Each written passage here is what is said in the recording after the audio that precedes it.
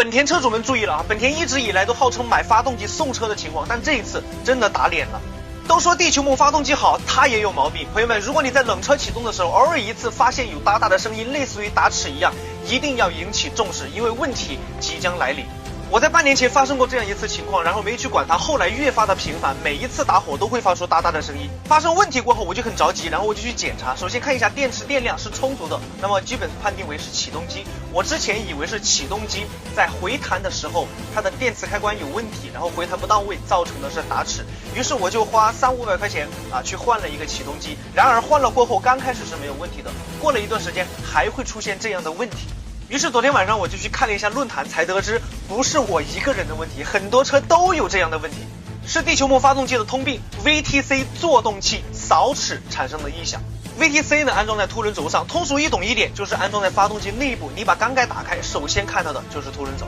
时间较长过后，销子和销孔配合间隙增大，冷车启动也就是热胀冷缩，这时候间隙增大了过后，销子摩擦销孔的时候产生的哒哒的声音。所以说朋友们，如果你遇到这样的问题还在保期内，赶紧到 4S 店免费进行更换。去之前呢，朋友们记得记录好启动时发出哒哒声音的凭证，因为我之前去过一次，到 4S 店过后没有这样的问题，到后来又有这样的问题，现在脱保了，得自己掏腰包。期待召回吧，朋友们赶快转发给你的朋友，在保期内还来得及。